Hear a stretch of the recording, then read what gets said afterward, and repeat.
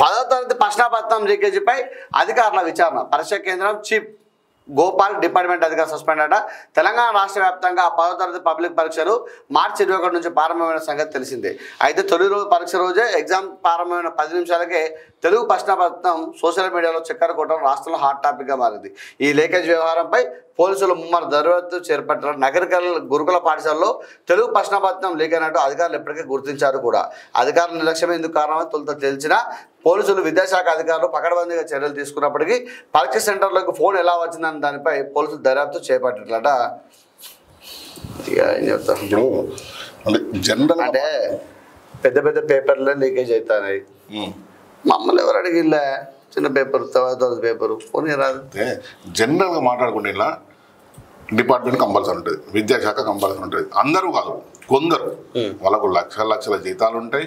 Invigilation చేసినందుకు అదే కదా, ఇన్విజిలేషన్ చేసినందుకు సపరేట్ అమౌంట్ ఉంటుంది, సపరేట్ డ్యూటీ ఛార్జెస్ ఉంటాయి, అన్నీ ఉంటాయి, టీఏడిఏలు ఉంటాయి. అన్ని తీసుకొని కూడా ఇంట్లో ఇంత లోపం చేసిందంటే ఏం లేదా ఇలా ప్రభుత్వాన్ని బదనాం చేయాలి. గుర్తుపెట్టుకోండి, ఈడ ప్రభుత్వాన్ని బదనాం చేస్తారు. పేపర్ లీకేజ్ అయిందంటే ఇక కొంతమంది ఉమ్మంటే రేవంత్ రెడ్డి ఇదేనా మేము ఎన్ని సంవత్సరాలు చేసినాం ఇదని ప్రభుత్వం బదనాం పడేయాలండి.